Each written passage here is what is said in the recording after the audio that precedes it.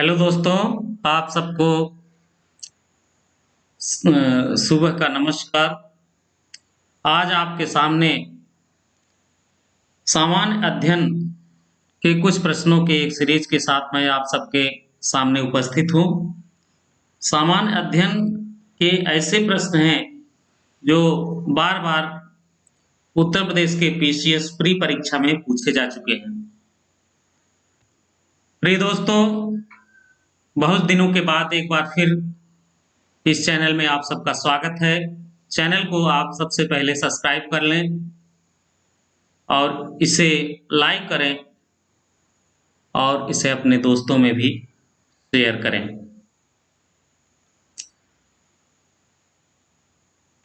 तो आइए शुरू करते हैं आज का वह 20 महत्वपूर्ण प्रश्न जनरल नॉलेज का, सामान्य अध्ययन का,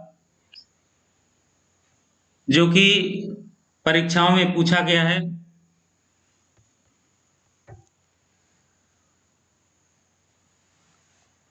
तो आइए, आप सबके सामने पीडीएफ ओपन हो चुका होगा।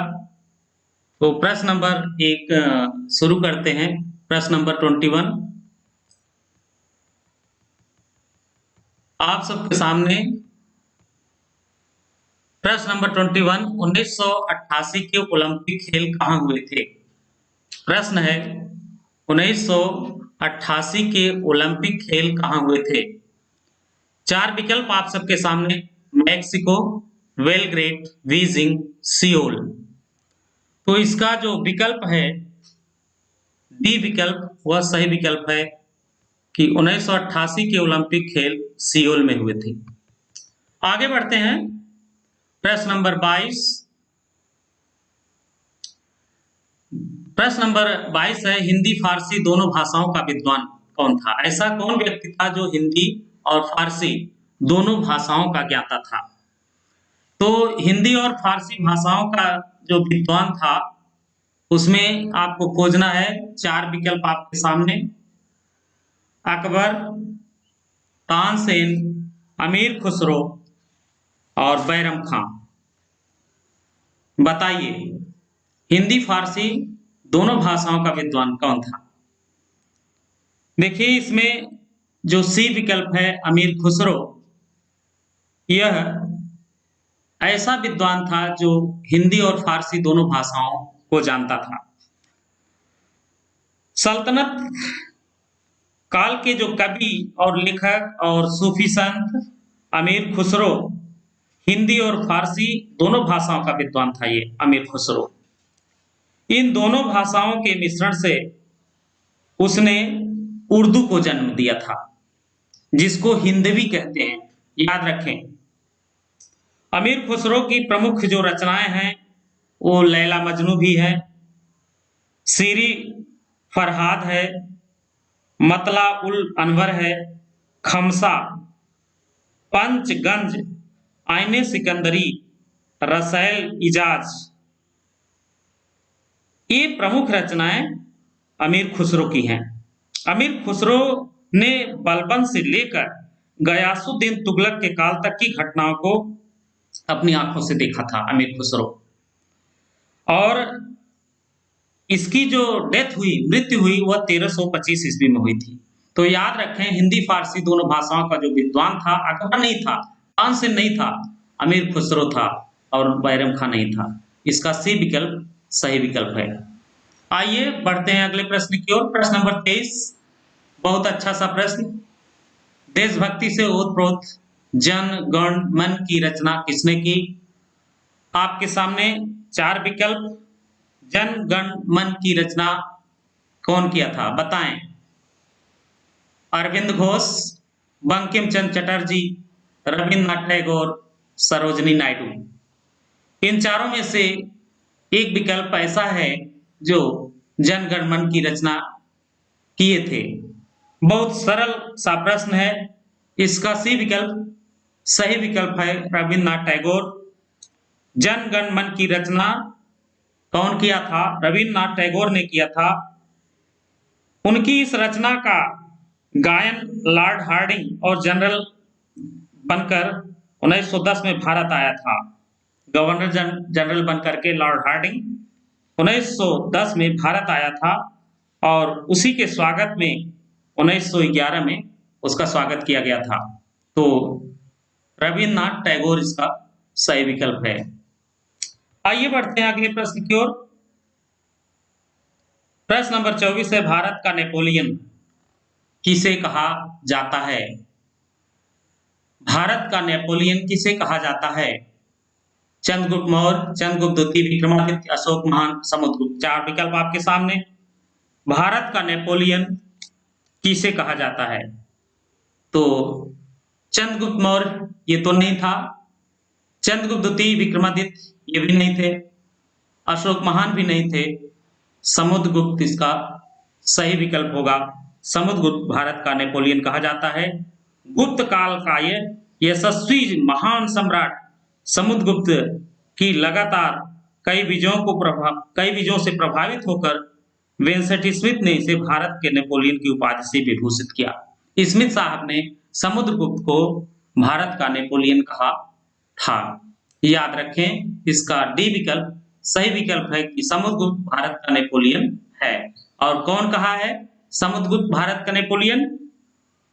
विंसेंट स्मिथ ने कहा है कि समुद्रगुप्त भारत का नेपोलियन है। आइए दोस्तों आगे बढ़ते हैं। प्रश्न नंबर 25, 1857 की क्रांति सर्वप्रथम कहां से शुरू हुई? बहुत अच्छा प्रश्न, बार बार परीक्षाओं में पूछा जाता है। 1857 का वार जो क्रांति हुई थी वो सबसे पहले कहां से प्रारंभ हुआ था? तो लखनऊ है, मेरठ है, कलकत्ता है, कानपुर। ये चारों विकल्प ऐसे विकल्प हैं जहां क्रांति हुई थी, लेकिन सबसे पहले क्रांति कहां शुरू की गई थी, ये प्रश्न है। तो इसका सही विकल्प होगा मेरठ से। प्रथम भारतीय राष्ट्रीय स्वतंत्रता संग्राम 1857 में हुआ था, सभी जानते हैं। इसकी शुरुआत हुई थी 10 मई 1857 को। कहां से हुई थी? मेरठ से हुई थी दोस्तों। सैनिकों ने मेरठ से दिल्ली की ओर कूच किया और बहादुर शाह जफर को बादशाह घोषित किया गया था। इस विद्रोह के प्रमुख क्षेत्र कौन कौन से थे? लखनऊ था, कानपुर, बरेली, इलाहाबाद, बनारस, झांसी, ग्वालियर, आरा, भोजपुर। अप्रैल 1858 तक अंग्रेजों ने इसे पूर्ण रूप से दमन कर दिया। 1857 की क्रांति की शुरुआत तो मेरठ से हुई, लेकिन 1858 आते आते अंग्रेजों ने इस क्रांति को दबा दिया था। तो इसका सही विकल्प होगा, इसकी शुरुआत 1857 की क्रांति का प्रारंभ मेरठ से हुआ था दोस्तों। आगे बढ़ते हैं। प्रश्न नंबर 26, मुजाहिदीन कहां सक्रिय था? ये आपके सामने चार विकल्प। मुजाहिदीन कहां सक्रिय था? पाकिस्तान, अफगानिस्तान, लेबनान, फिलिस्तीन। तो मुजाहिदीन जो सक्रिय था वह सक्रिय था अफगानिस्तान में। अफगानिस्तान में मुजाहिदीन सक्रिय था। आइए आगे बढ़ते हैं। प्रश्न नंबर 27, भारतीय राष्ट्रीय कांग्रेस से संबंधित प्रश्न। एक प्रश्न जरूर पूछता है भारतीय राष्ट्रीय कांग्रेस से संबंधित। तो भारतीय राष्ट्रीय कांग्रेस की प्रथम महिला अध्यक्ष कौन थी? चार विकल्प आपके सामने। भारतीय राष्ट्रीय कांग्रेस की प्रथम महिला अध्यक्ष थी एनी बेसेंट। सी विकल्प इसका सही विकल्प है। भारतीय राष्ट्रीय कांग्रेस की प्रथम महिला अध्यक्ष होने का जो गौरव है श्रीमती एनी बेसेंट को है। उनकी इस गौरव के कारण 1917 के कलकत्ता अधिवेशन में तिलक के प्रयास से प्राप्त हुआ था। अगला प्रश्न, प्रश्न नंबर 28, भारत में अंग्रेजों की सर्वश्रेष्ठता किस युद्ध से स्थापित हो गई? चार युद्ध के नाम, प्लासी, बक्सर, बंदीवास, अर्काट। प्रश्न एक बार फिर से, भारत में अंग्रेजों की सर्वश्रेष्ठता किस युद्ध से स्थापित हो गई थी?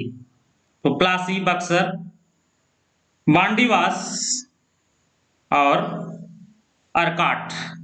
तो इसका सही विकल्प सही होगा बक्सर, विकल्प बी। भारत में अंग्रेजों की सर्वश्रेष्ठता बक्सर के युद्ध से स्थापित हो गई थी। क्यों? इसलिए कि इस युद्ध में एक ओर अंग्रेजी सेना और दूसरी ओर मुगल अवध के नवाब और बंगाल के नवाब की सम्मिलित सेना थी। यह युद्ध प्लासी युद्ध के समान विश्वासघात नहीं था। बक्सर युद्ध के बाद अंग्रेजों का कोई स्पष्ट प्रतिद्वंदी नहीं था। तो इसका बी विकल्प इसलिए सही विकल्प होगा, स्थापित हो गई थी। अगला प्रश्न, प्रश्न नंबर 29 है, साइंस से संबंधित निम्न में से कौन विद्युत चुंबकी है? चार विकल्प आपके सामने, निकेल, कोबाल्ट, क्रोमियम, तांबा। पूछ रहा है अचुंबकी, जो चुंबकी नहीं है, तो इसका सही विकल्प होगा तांबा। कापर, सीयू जिसका प्रतीक होता है। तांबा एक विद्युत अचुंबकीय धातु है क्योंकि इसमें सबल चुंबकीय क्षेत्र से निर्बल चुंबकीय क्षेत्र में परिवर्तन होने का गुण होता है। इसी प्रकार का गुण मरकरी, सोना, अल्कोहल इन सब में भी होता है, इसलिए विद्युत चुंबकी है तांबा। सबसे अधिक विद्युत चुंबकी तांबा है। बढ़ते हैं प्रश्न नंबर 30। फिर 1857 की क्रांति से 1857 की क्रांति का प्रमुख कारण क्या था? चार विकल्प, जन आक्रोश था, सैनिक असंतोष, ईसाई मिशनरी का प्रबंध, ब्रिटिश साम्राज्य की नीति। तो 1857 की क्रांति का जो कारण था वह था ब्रिटिश साम्राज्य की नीति। 1857 की क्रांति, जिसे स्वतंत्रता का प्रथम युद्ध भी कहा जाता है, इसका प्रमुख कारण क्या था? ब्रिटिश साम्राज्य की नीति थी। ब्रिटिश साम्राज्य की कैसी नीति थी? साम्राज्यवादी नीति थी। तो साम्राज्यवादी नीति जिसके तहत लॉर्ड डलहौजी द्वारा देशी राज्यों को हड़प लिया गया था। धार्मिक अयोग्यता अधिनियम द्वारा धार्मिक विश्वास पर आघात किया गया। इन्हीं सब सम्मिलित कारणों से संघात से विद्रोह का रूप ले लिया। तो इसका सही विकल्प होगा ब्रिटिश साम्राज्य की नीति। और उसी समय लॉर्ड डलहौजी की जो हड़प नीति थी, उसी से 1857 क्रांति भड़की थी। आगे बढ़ते हैं, प्रश्न नंबर 21। संविधान सभा की प्रथम बैठक अध्यक्षता किसने किया? संविधान सभा की प्रथम बैठक की अध्यक्षता कौन किया था? डॉक्टर राजेंद्र प्रसाद, भीमराव अम्बेडकर, सच्चिदानंद सिन्हा, मौलाना अबुल कलाम आजाद। इसका सही विकल्प होगा डॉक्टर सच्चिदानंद सिन्हा। देखिए, कैबिनेट मिशन के निर्देशों के अनुरूप अप्रत्यक्ष निर्वाचन द्वारा संविधान सभा के सदस्यों का चुनाव किया गया। संविधान सभा की प्रथम बैठक जो हुई थी, याद रखें, वह हुई थी 9 दिसंबर 1946 को आहूत की गई थी, जिसकी अध्यक्षता किया था डॉक्टर सच्चिदानंद सिन्हा ने। और बाद में 11 दिसंबर 1946 को डॉक्टर राजेंद्र प्रसाद अस्थायी अध्यक्ष चुने गए। तो इसका सही विकल्प डॉक्टर राजेंद्र प्रसाद नहीं होगा, डॉक्टर सच्चिदानंद सिन्हा होगा, क्योंकि संविधान सभा की प्रथम बैठक की जो अध्यक्षता किया था वो डॉक्टर सच्चिदानंद सिन्हा ने किया था। और बाद में अस्थायी अध्यक्ष के रूप में डॉक्टर राजेंद्र प्रसाद चुने गए थे, इसलिए इसका सही विकल्प होगा डॉक्टर सच्चिदानंद सिन्हा। दोस्तों, आप सभी मेरे चैनल को सब्सक्राइब करें, लाइक करें तथा अपने दोस्तों में से शेयर भी करें। बहुत ही अच्छे अच्छे प्रश्नों के सीरीज के साथ हर दिन आपके सामने मैं उपस्थित रहूंगा। आइए बढ़ते हैं अगले प्रश्न की ओर। अगला प्रश्न 32 32वां प्रश्न है, मिश्रित अर्थव्यवस्था क्या है? इकोनॉमिक्स से संबंधित प्रश्न। 3 विकल्प आपके सामने। मिश्रित अर्थव्यवस्था का क्या मतलब है? क्या है ये? सार्वजनिक क्षेत्र एवं निजी क्षेत्र का सहअस्तित्व, सार्वजनिक क्षेत्र एवं निजी क्षेत्र में प्रतिस्पर्धा, निजी क्षेत्र पर विशेष बल, तो मिश्रित अर्थव्यवस्था का मतलब है, इसका सही विकल्प होगा सार्वजनिक क्षेत्र एवं निजी क्षेत्र का सह अस्तित्व। मिश्रित अर्थव्यवस्था उस अर्थव्यवस्था को कहते हैं दोस्तों, जिसमें निजी क्षेत्र और सार्वजनिक क्षेत्र दोनों ही आर्थिक विकास में भाग लेते हैं। इससे किसी भी उद्योग का न तो पूर्ण निजीकरण होता है और न ही पूर्ण सार्वजनिकरण होता है। इसलिए मजदूरों के हितों की उपेक्षा नहीं होती। भारत में मिश्रित अर्थव्यवस्था को ही अपनाया गया है। तो मिश्रित अर्थव्यवस्था का मतलब हुआ सार्वजनिक क्षेत्र और निजी क्षेत्र का सह अस्तित्व। इसका ए विकल्प सही विकल्प होगा। बढ़ते हैं प्रश्न नंबर 33, सिंदूर का रासायनिक नाम। रसायन विज्ञान से संबंधित प्रश्न। कैल्शियम कार्बोनेट, सोडियम क्लोराइड, ट्राइलाम्बिक टेट्राक्साइड, पोटेशियम नाइट्रेट। चार विकल्प आपके सामने। सिंदूर का रासायनिक नाम जो है ट्राइप्लाम्बिक टेट्राक्साइड है। सिंदूर मूल रूप से एक रासायनिक यौगिक है, आप सभी जानते हैं, पढ़ते आए हैं। सिंदूर जो है यह एक रासायनिक यौगिक है जिसका वैज्ञानिक नाम क्या है? ट्राइप्लाम्बिक टेट्रासाइड। इसका आणविक जो सूत्र होता है Pb3O4। Pb3O4 ऑक्सीजन का 4 भाग और लेड का 3 भाग मिलकर के ट्राइप्लाम्बिक टेट्रासाइड बनाता है।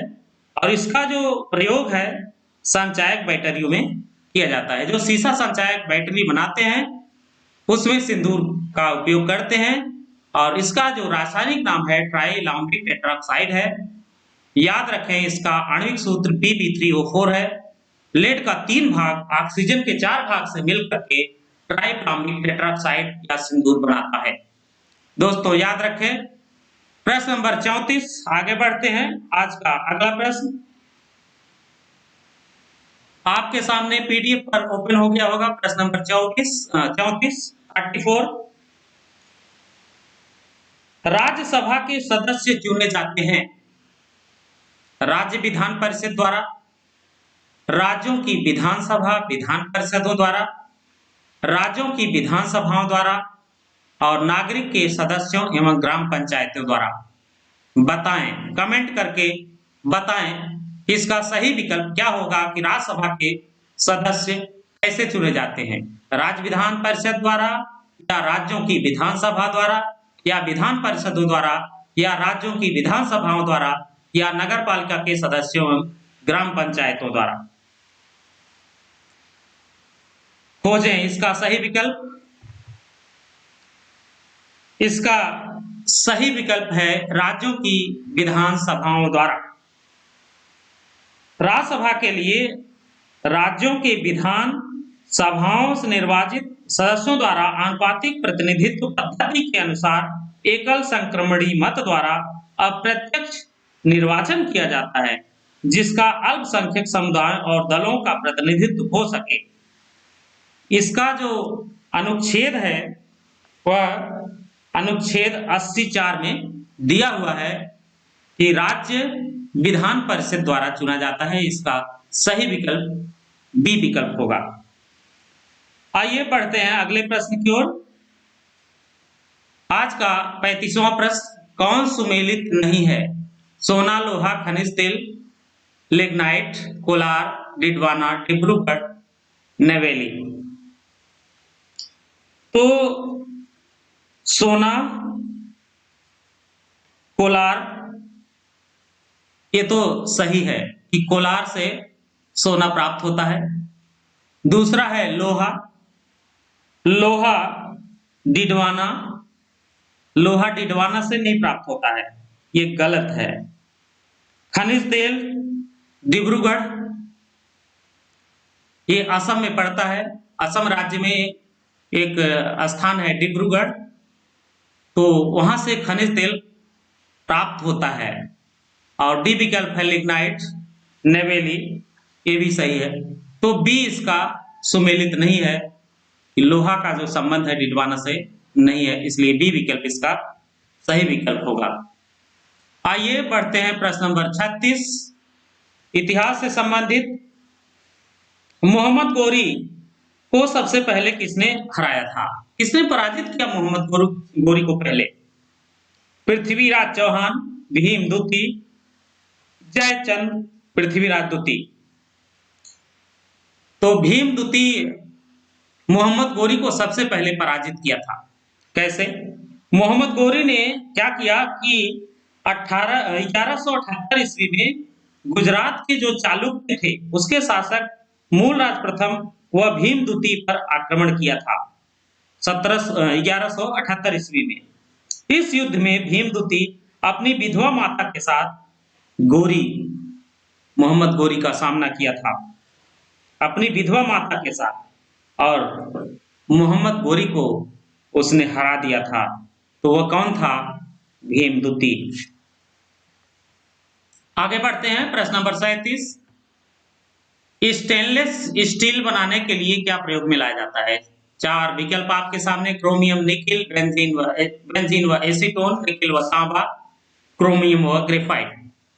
बताएं, आपके सामने पीडीएफ पर ओपन है कि स्टेनलेस स्टील बनाने के लिए क्या प्रयोग में लाया जाता है? Chromium, nickel, benzene, acetone, nickel, तांबा, क्रोमियम, ग्रेफाइट। इसका सही विकल्प है क्रोमियम और निकिल, दोनों को स्टील बनाने के उपयोग में लाया जाता है। क्यों? क्योंकि स्टेनलेस स्टील एक मिश्र धातु है जो स्टील में क्रोमियम और निकिल दोनों मिलाकर के तैयार करते हैं, इसमें जंग नहीं लगता।